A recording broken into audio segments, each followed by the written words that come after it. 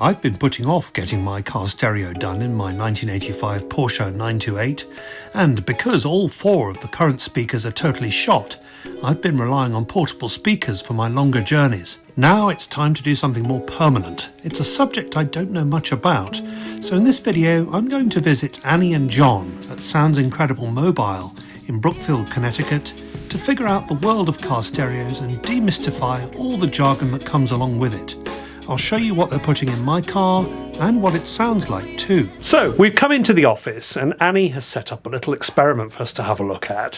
What have we got here, Annie? We have all the components of a stereo system. Wow. Should we take a look? Yes. Okay, you're going to have to do most of the talking here. No problem. Because I think most of my viewers could argue that I don't know what I'm talking about at the best of times, but certainly here, I have no idea. So let's have a look. Okay, so we have your receiver. This is mine. This is your black punk receiver right here. Oh, that's cool. Oh, wow, it works. It works. Yeah. I have it connected to a little basic power supply. Yeah. And I also have an oscilloscope connected, which I'll show you some testing that we do with that. And then we have an looks amplifier. like an amp, yeah.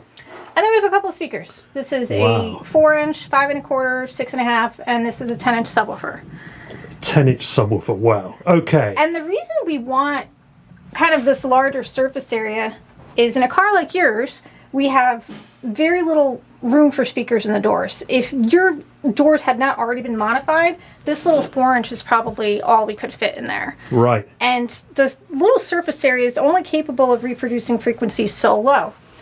Oh, okay. So that's interesting. So a smaller speaker produces, you can only get certain amounts of frequency out of that. Exactly. And we can hear all the way down to 20 hertz, up to about 16,000 hertz. Some people say 20,000, but I think they're superhuman if they can hear that high. Yeah. And this size is pretty limited, probably to about 100 hertz and up. Okay. When you get into the 5 1/4 and a 6 1/2, they can definitely reproduce some lower frequencies, but not at a high enough volume to really have any sort of impact. And that's where we get to the subwoofer with the larger surface area. That's going to allow us to hear those lower frequencies and brings everything together. Okay. All right. But yeah, there's more. All right.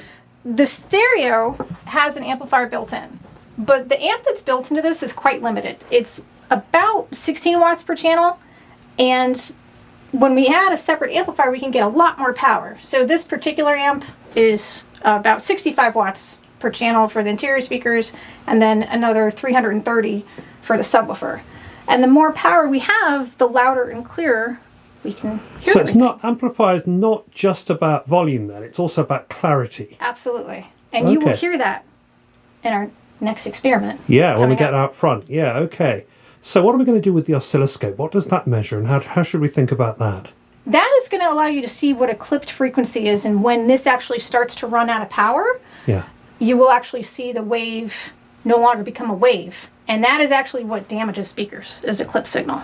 And that's why we're sort of trying to force it to do something it's not really designed to do. Is that how we should think about that? Exactly. And then having the amplifier allows you to play it much louder without ever getting to that clipped point. Got you. All right. Well, let's dive in and have a look. Okay. So first, I'm just going to kind of show you the difference with the test tone frequencies, what these speakers can actually do. Okay. Let me make sure this is on my correct test tone frequency here. So this is a lower bass frequency. This is 80 hertz. And I have the volume on your radio about a little more than halfway. Okay. And normally this is going to be in a car, in a door panel, so it's not going to sound like this when it's in a vehicle, but it still demonstrates the limitations. So you can hear it's playing 80 hertz. It's doing an okay job. Yeah. Smaller speaker can't do it as well. Less output. This one is really going to struggle. Doesn't sound very good. That sounds horrible. And then our subwoofer has no problem. Oh yeah. So that's really interesting then, isn't it? Yeah, kind of neat, right? Yeah, the bigger one that you get, the more capability that it has. So is a subwoofer just a big speaker, or is there any, I mean, how should It's really designed for those lower frequencies that these speakers can't do. Okay, got you. So that's why it didn't struggle at all. Yep, exactly. All right, so we are playing a test tone frequency. It's 1,000 hertz through the stereo. That's a commonly used frequency for testing. Don't ask me why. It's just what the industry does. Okay. And I'm connected to the speaker leads coming off the radio, so we're testing the internal amplifier. As I turn the volume up, at some point this is going to start to clip. On most singled-in or even doubled-in aftermarket head units, the internal amp typically starts clipping at like 75 to 80% of the peak volume. So I expected this to start to clip right around 37 to 40, but it's surprisingly clean.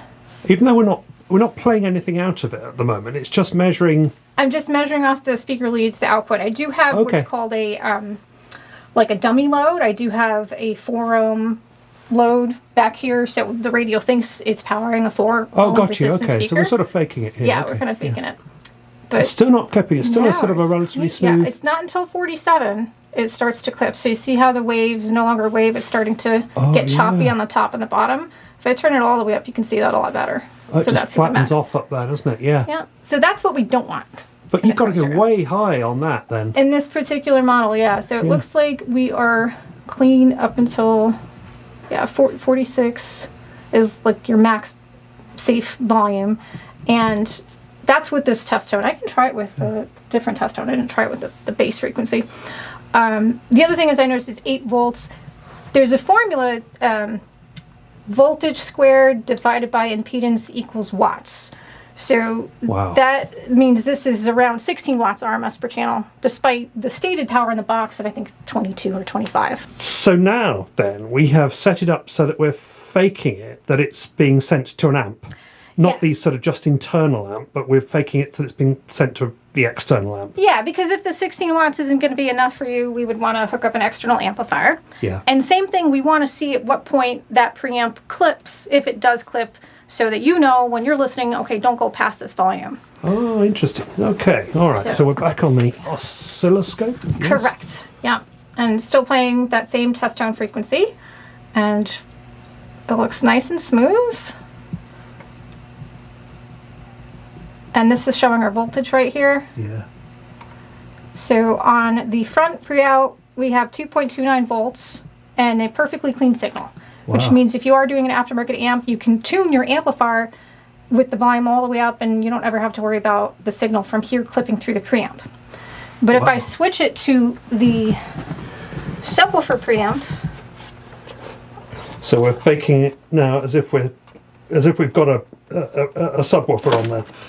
Yes, I'm now connecting to the subwoofer pre-out. So if you were going to do a subwoofer, this is going to now send out, let's see, you'll notice we should switch the frequency to 40 hertz because we would be setting a lower frequency to the subwoofer channel.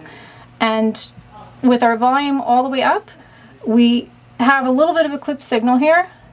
If I back it back down, looks like about 48 is where it's clean. Well, now you're going to actually get a chance to listen to what all of that means.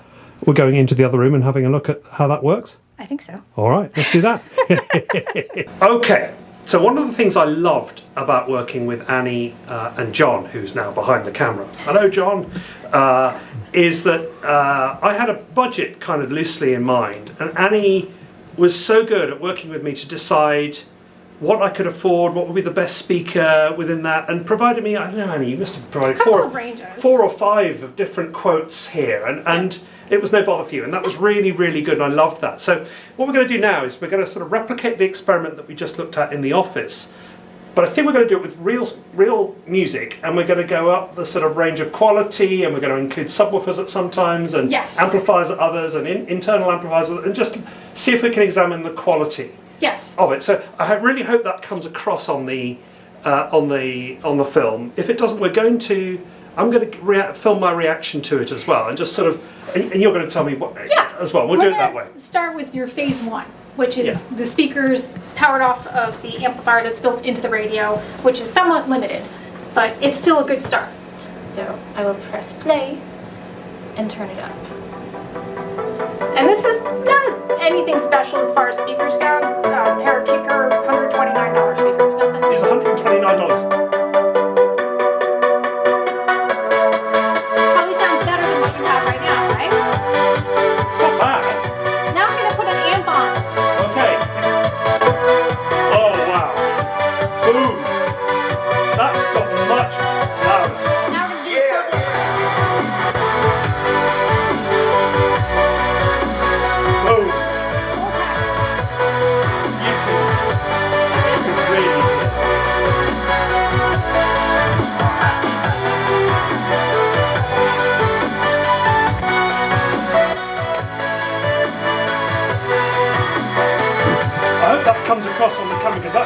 really big difference. Now you know why you need the amp and the subwoofer and this whole package. Let's talk about that. I hope that came across well on the film, on your side of the camera.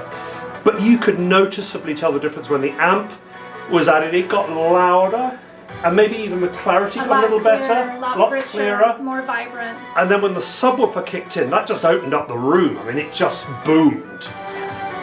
So that's a great experiment, isn't it? So I was quite impressed by that, you guys. Actually, those speakers are $130, and it was only when the subwoofer and the amp came on that I thought that was inadequate. The speakers that by themselves were really, really good, actually. But they have just sort of sold me on a subwoofer and an amp there, I think. So that leads us, I suppose, to what we're doing to my car. So maybe we'll go and have a look at that now, and I'll tell you how we're going to do that. So now you get to actually see what John looks like. And here he is in the flesh. John, you're the guy that's been doing all the work on my car. Has it fought you? Has it fought you? Yes. It's a 1985. Yeah, 85 928S. But it's not factory, so people have been in there before. Yes, we'll get to that in a moment. So we're aiming to do this in 2 phases, right? So Annie and John work with me just to meet my budget. And so the first phase for this year is going to be the head unit and the speakers, and then we'll do the subwoofer and the amp another time. How have you managed with that? Is that a sort of a fairly normal path that people take sometimes? It is. Yeah, some people is. break it up into like 3 phases. They Right. might do the radio and speakers for one phase, a separate amplifier just for the subwoofer, and then come back and do an amplifier for the speakers. Yeah, nice. Yeah. So let's have a look at what somebody did to my car before I had it. For now, we've done the sound deadening, Yeah, I can see that. Yeah. and on the inside of the skin itself, and Oh, it's on both sides. yep, So what will be the effect of that then? Will it just sort of help, the clarity of what we're basically doing? it stops rattles and Yeah. nice and dead that sounds. Yeah. So it's good for bass response. Yeah. Even though you're not going to get a lot of bass on the 5 1/4, you'll get a decent amount. Now, what we discovered about this car was that somebody had been in here before, Yep. right? And the hole that you're looking at here is actually angle grinded to Yes. a bigger hole, right? So we're putting in bigger speakers here. Yes. So I had to make the hole a little bit bigger just to get the magnet to go in there. Yeah. So it's not going to be really deep in there, but it had to fit the big round width of the magnet. Yeah. So, and then I cleaned up the edges by, I spray painted them, Yeah. keep them from rusting. And then I put this vapor barrier. Yeah, that's nice, isn't it? It is. Yeah, that's It'll lovely. keep any moisture from messing up the actual door panel.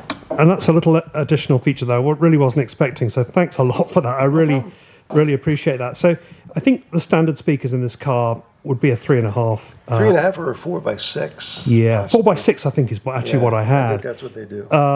But actually, because somebody's angle grinded a hole in my door, we're actually going with 5 1/4. Is that what we're going with? That's what it is, yes. Yeah. And here is one of my speakers already in place with a mount that John has actually created himself, John, right? Mm-hmm. Yep. Look at that. Can't wait to try ready this to out. I go. see you put some new tabs on as well. Again, not New expecting. fasteners. I thank you for doing re-glued the that. carpet and the vinyl, or the leather. Yeah, thank you for Cleaned doing up that. a That's bit. great. No problem. That's a nice little touches that I wasn't expecting at all. Really grateful for that. All right, so what I have in my hand are 2 samples of sheet metal, similar to what you would have in your vehicle. One has a small application of sound dampening to it, the other one does not. I'm going to drop this one, and you can hear how that panel resonates. Just with a little bit of dampening, completely different. That's amazing, isn't it? It's very cool. So, general question for you, Annie. Sure. What gets high quality? I mean, is it the case that you spend more, you get higher quality, or how do you measure quality as we go through this? You really want to start with a good quality receiver, and it's all about the signal coming from that receiver. Oh, so what we looked at in the office with the oscilloscope. Yes. If you've got, so that's the advantage, I suppose, of coming to an expert. It's not just about buying the most expensive thing. You want to get it tested by an expert who knows what they're doing. It's got to be set up installed properly, right? Yes, we do get clients where they actually have really good equipment, but it hasn't been executed properly, and you can actually make really good equipment sound bad. Right. Yeah, so setting it up is the other half of the equation. Yeah, and you mentioned, when we were talking off camera, that what we looked at when we were doing our little experiment in there was really sort of setting up the head unit for the preamp and all that sort of stuff. You would need to do that with the oscilloscope at the amplifier end to match the two. There's right? a level matching, yes. So you want to make sure that you have a good clean signal coming out of the receiver, but also on the amplifier output side, you want to make sure that your signal is clean and not clipped going to your aftermarket speakers. To get that really high to get that quality really clean sound. Without any distortion. Yeah. What about cabling? Should people spend a fortune on cabling? What are the sort of things to look out for on cabling? The most important thing with cabling is to make sure it's oxygen-free copper. That's going to be very conductive, and you don't have to worry about corrosion. Oh. Unfortunately, we do see the market flooded with a lot of cheaper wire, which is actually copper-clad aluminum, and you're going to run into getting to corrosion on that wiring, especially in New England, after not a very long period of time. Yeah. And when corrosion gets to that wire, it's very much like the amplifier is going to be starving for power. It's kind of like sucking down a very thick milkshake with a very narrow straw. Oh. It's going to struggle to pull that power. Okay, so it's worth spending the that. extra money for the oxygen-free copper. When I've looked at receivers, or I've been calling them head units probably incorrectly, Sure. Yes. I've noticed that there is a measurement called RMS and peak. Yes. What does this tell me? Does this tell me about quality or volume or power, and what are the differences between the two? RMS is really the number you want to focus on. That's your actual practical everyday power handling that you're going to get while actually using the product. Peak is a number they can get on a test bench for a very brief period that is not a realistic application of what it's actually going to do when it's in your car. So they whack everything up to It's maximum. a marketing thing. Yeah. And then if they can get a clean signal just for a millisecond, then they put that number in. So it's not at all representative of... Exactly. Okay. So I may not have covered all of the questions that you guys are interested in asking. So Annie has very kindly agreed to keep an eye on the comments on this video. So if you have a question that I've not covered, I don't know what to ask, honestly. I'm not an expert in anything really. Then feel free to put a comment below. And Annie, thanks very much for coming in and doing that. So, Are you ready? I don't know. It's a day or two later, and Annie and John have fitted it, and I've never had any stereo in here since I've owned the car. I know. I've had to use these portable things, as I said at the beginning of the video, and I'm really looking forward to this. So shall we do it? Yes. All right. There's no engine on. Far away. I'll let you adjust the volume. Music in my car. Fine. Here we go. Let's turn it up. Yes.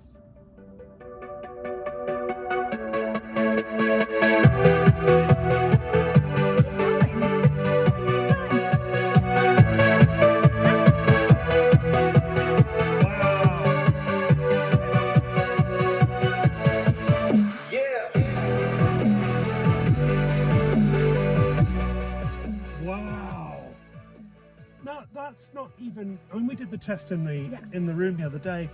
That's not without.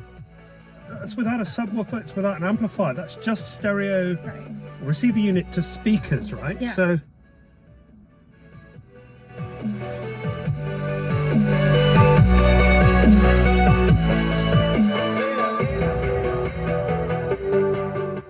I've got sounds in my car, everybody. This is great. Well, wow, that's so good. I'm really pleased. Now, phase 2, we've got to come back to do phase 2 because it only gets better from here. I'm already blown away, actually, that my car sort of creates that kind of sound. But thank you so much. Thank you so much for the opportunity. Oh, it was a real pleasure. I've really enjoyed working with you guys. This has been a great experience, honestly. You've helped me sort of figure out what I need. You've helped me fit it to my budget. We've got something really good here, I think, and I'm really thrilled. So thanks a lot, and thanks for coming on the channel and doing a video with me. That's really nice of you. Yeah, good. Well, I think that wraps it up for now. Phase 2 to come. Yes.